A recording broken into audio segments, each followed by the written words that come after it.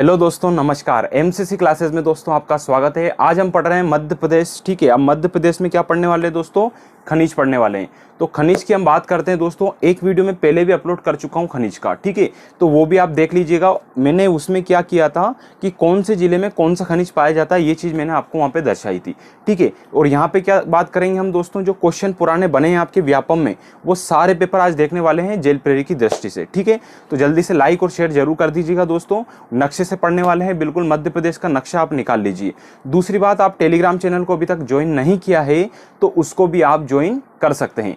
तो आइए स्टार्ट करते हैं दोस्तों। सबसे पहला प्रश्न आता है आपका मध्य प्रदेश में, ठीक है। अब मध्य प्रदेश में सबसे पहला प्रश्न आएगा, तो प्रश्न क्या आता है दोस्तों? खनिज वाला। तो खनिज में क्या है दोस्तों? टंगस्टन, ठीक है। अब क्वेश्चन क्या आया था कि टंगस्टन साहब सबसे ज्यादा किस जिले में है? तो टंगस्टन सबसे ज्यादा होता है दोस्तों होशंगाबाद में, ठीक है। तो टंग की आवाज आई तो अपने क्या हो गए? होश उड़ गए, है ना। रात को टंग की आवाज आई तो क्या उड़ गए? होश उड़ गए। तो उसी से याद रखना, टंगस्टन सबसे ज्यादा कहां मिलता है? अपना होशंगाबाद जिले में मिलता है। अब प्रश्न आएगा, टंगस्टन का अयस्क क्या होता है?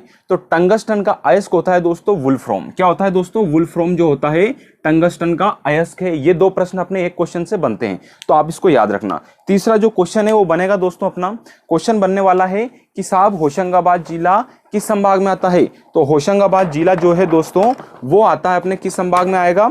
तो वो आएगा अपने नर्मदापुरम संभाग में, ठीक है। इसका पहले नाम होशंगाबाद संभाग था, अब क्या हो गया? नर्मदापुरम। तो ये आपका यहाँ पे होशंगाबाद जिला है दोस्तों, आप जानते हो। और यहीं पे आपका तवा बांध है, जो हल्का सा आपको नीला नीला दिखेगा, ये तवा बांध है, ठीक है। ये आपको याद रखना है। अगली हम बात करेंगे दोस्तों, अगला एक प्रश्न आता है मध्य प्रदेश का खनिज। तो मध्य प्रदेश का जो है दूसरा, कि मध्य प्रदेश का खनिज में जो स्थान है दोस्तों, देश की बात कर रहा हूं, देश में मध्य प्रदेश का जो खनिज में स्थान है वो चौथा स्थान है। कौन सा स्थान है दोस्तों? चौथा स्थान। देखो, खनिज बनता है 3 अक्षर से, खनिज 3 अक्षर से बनता है, लेकिन अपन किस नंबर पे आते हैं? चौथे नंबर पे। ये अपने को याद रखना है, ठीक है। अगला आता है हीरा। तो हीरा जानते हो दोस्तों, हीरा मध्य प्रदेश के पन्ना जिले में मिलता है। मैं आपको पन्ना जिला बता देता हूं कहां पे है। तो ये पन्ना जिला यहाँ पे स्थित है दोस्तों, ठीक है। पन्ना जिला यहाँ पे हो गया। अब पन्ना जिले में क्या होता है दोस्तों? हीरे की खदान है, ठीक है। अब हीरे की खदान है तो मध्य प्रदेश में हीरा पन्ना जिले में मिलता है। और ये मतलब प्रथम नंबर पे अपन, है ना, मध्य प्रदेश में प्रथम नंबर पे क्या है दोस्तों? हीरा। हीरे जो है मध्य प्रदेश में प्रथम स्थान पे आता है। दूसरा आता है टिन। तो टिन कहाँ है दोस्तों? बैतूल, ठीक है। टिन क्या है दोस्तों? बैतूल जिले में है। आपको मैं बता दूं, टिन आवाज आती है, टिन बैतूल आवाज आती है, बैतूल, है ना, किसी घंटी बजती तो टिन आवाज आती है ना, बैतूल आती है। तो बैतूल जिला भी आपका होशंगाबाद जिले में, जो कि यहाँ पे स्थित है, ठीक है। और यहाँ का बाचा गांव आप जानते हो दोस्तों, सौर ऊर्जा की दृष्टि से सबसे प्रथम गांव है, जहाँ घर में भी रसोई वगैरह जितने भी वर्क होते हैं वो सब किससे होते हैं दोस्तों? सौर ऊर्जा से होते हैं, ठीक है। बाचा गांव याद रखना। अगला प्रश्न आता है तांबा।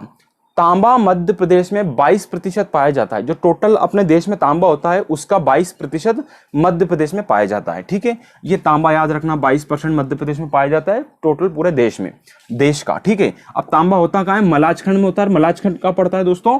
बालाघाट जिले में पड़ता है। कहाँ पड़ता है? बालाघाट। मैं बालाघाट आपको बता दूं, अपन ने बात की थी दोस्तों, कई बार चर्चा कर चुके। तो बालाघाट जो जिला है ये है, और ये किसका आकार का है? पक्षी के आकार का है, ठीक है। और ये छत्तीसगढ़ और किस जिले से लगा हुआ है दोस्तों? महाराष्ट्र राज्य से लगा हुआ है, ठीक है। अगला प्रश्न है कि मध्य प्रदेश में कोयले की खानें किस कल्प की है दोस्तों? तो मध्य प्रदेश में जो कोयले की खानें हैं वो किस कल्प की है? विंध्य कल्प की। किस कल्प की है दोस्तों? विंध्य कल्प की है। ये अपने को याद रखना है, ठीक है। अगला प्रश्न आता है, अब दोस्तों मध्य प्रदेश जो है खनिज की दृष्टि से तो चौथा स्थान है, लेकिन किन किन धातु, किन किन खनिजों में दूसरे नंबर पे आता है?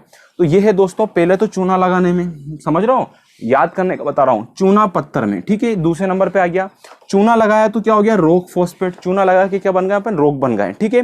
तो ये दो हो गए। तीसरा याद रखना, कैल्साइड। बोलते ना, कौन सी साइड से, किस साइड से आवाज आई भैया कि चूना लगाते हैं, ठीक है, ऐसा याद रखना। तो चूना पत्थर, कैल्साइड और रॉक फॉस्फेट में मध्य प्रदेश का दूसरा स्थान आता है दोस्तों, ये अपने को याद रखना है, ठीक है।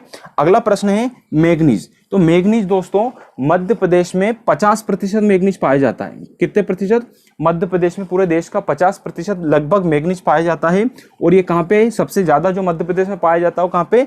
बालाघाट। तो बालाघाट किस लिए प्रसिद्ध है? मैग्नीज की खदान के लिए प्रसिद्ध है। और यहाँ पे खदान है दोस्तों भारवेली। कौन सी है? भारवेली। भारवेली, ठीक है, और ये एशिया की सबसे बड़ी खदान है, ये अपने को यहाँ पे याद रखना है। ठीक है, बालाघाट की हम चर्चा कर चुके हैं दोस्तों, पक्षी के आकार का है।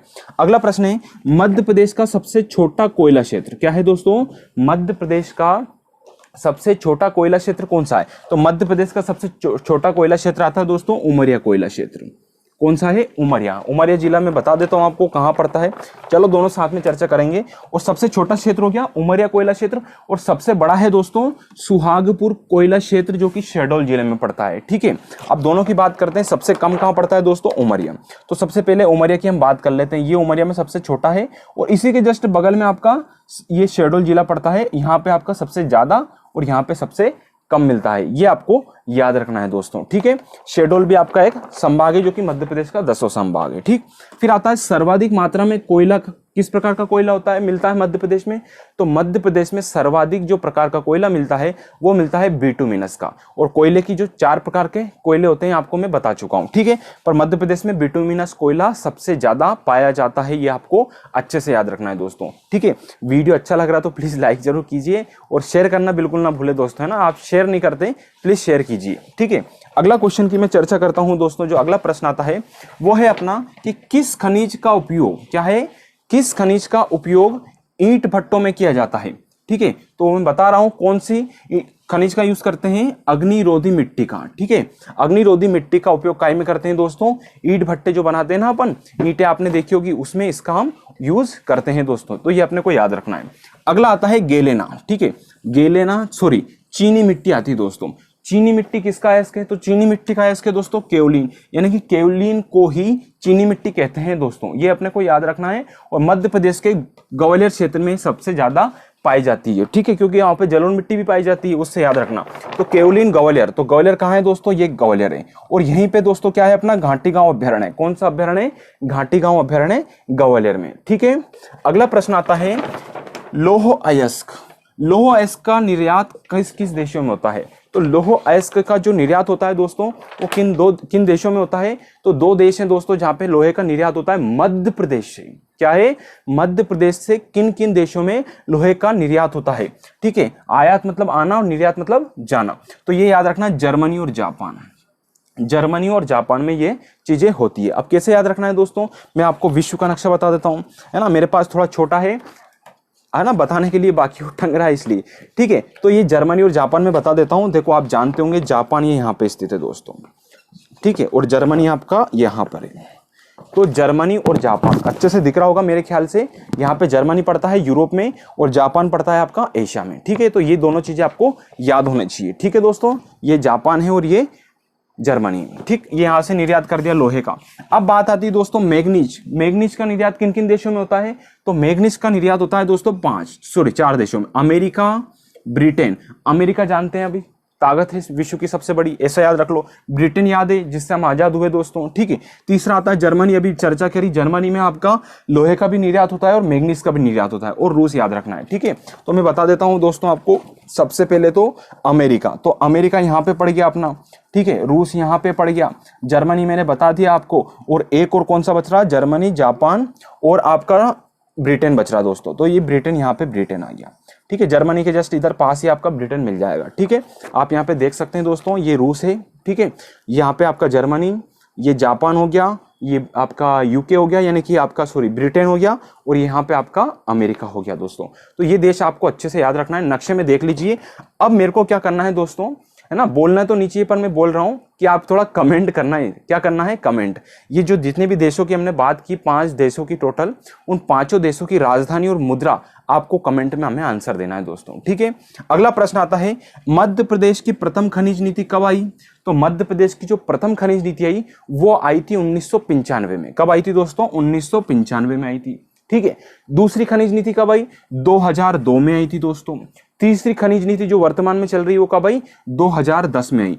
अच्छा, एक प्रश्न ये बनता है, वर्तमान में जो खनिज नीति आई है वो कब आपका प्रतिपादित हुई थी? तो वो हुई थी आपकी 7 सितंबर 2010 को। कब हुई थी? 7 सितंबर 2010 को। तो इतनी सारी चीजें आपको याद रखना है। अगला आता है यूरेनियम।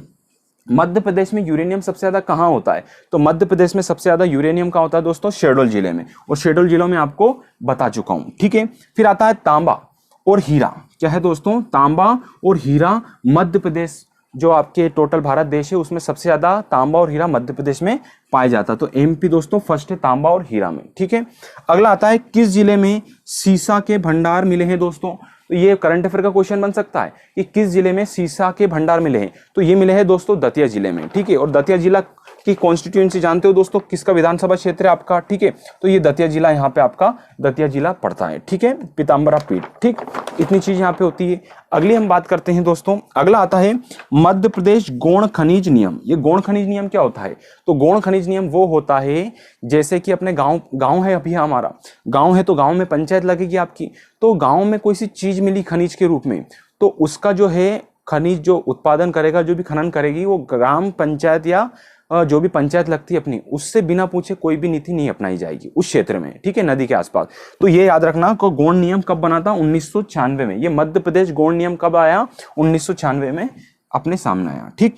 फिर आता है सीमेंट। सीमेंट उत्पादन में मध्य प्रदेश का पूरे देश में 7वां नंबर है दोस्तों, ठीक है। कौन सा नंबर है? 7वां, ठीक, ये 7वां हो गया।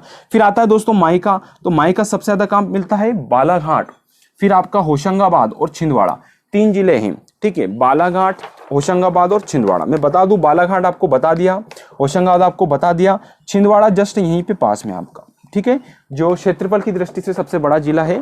तो यहाँ 3 जगह ये चीजें मिलती है। फिर आता है दोस्तों स्लिमनाबाद। स्लिमनाबाद पड़ता है कटनी में, ठीक है। ये मार्बल खान है दोस्तों। स्लिमनाबाद क्या है? मार्बल की खान है, जो कि किस जिले में पड़ती है? कटनी जिले में। और कटनी जिला में बता दूं दोस्तों आपको कहाँ पड़ता है? तो जबलपुर है। जबलपुर अपन को सबसे पहले क्या करना, अगर जिला अपने को समझ में नहीं आ रहा कहाँ है तो संभाग देखो, ठीक है, उससे भी आप पूरा कंप्लीट कर सकते हैं। तो यहाँ पे दोस्तों कटनी आ गया आपका, ठीक है, यहीं पे आपका स्लिमनाबाद ये यहाँ पे पड़ता है दोस्तों। तो ये अपन ने जितने भी जिले पढ़े, आप एक बार इसका रिवाइज कर लीजिए नक्शे में, कौन सा जिला कहाँ है। ये मैं इसलिए करवाता हूँ ताकि आपको जिले की जानकारी मिल जाए। कई बार क्या होता है, पुराने जो पेपर में ये भी चीजें पूछी गई है कि सर ये बताइए कि ये जिला है, इसके आसपास निम्न में से कौन सा जिला नहीं आता है, कौन सा जिला आता है, ठीक है। और आयात निर्यात वाले क्वेश्चन इस प्रकार से करना, क्योंकि 4 ऑप्शन देके रखते हैं, इनमें से कौन सी निर्यात नहीं करते, कौन सी आयात नहीं करते या करते हैं, ठीक है। तो इतनी सारी चीजें यहाँ पे कंप्लीट होती है दोस्तों। तो प्लीज इसको शेयर जरूर कीजिएगा। आपने कमेंट किया था कि सर खनिज के ऊपर एक वीडियो बनाइए, तो एमपी का हो गया, मैं भारत का और विश्व का भी आपको बना दूंगा। तो प्लीज दोस्तों लाइक शेयर जरूर कीजिए। और मध्य प्रदेश का करंट अफेयर जो चल रहा है बिल्कुल देखना ना भूलें, 2018 से 2020 तक का चल रहा है। धन्यवाद साथी।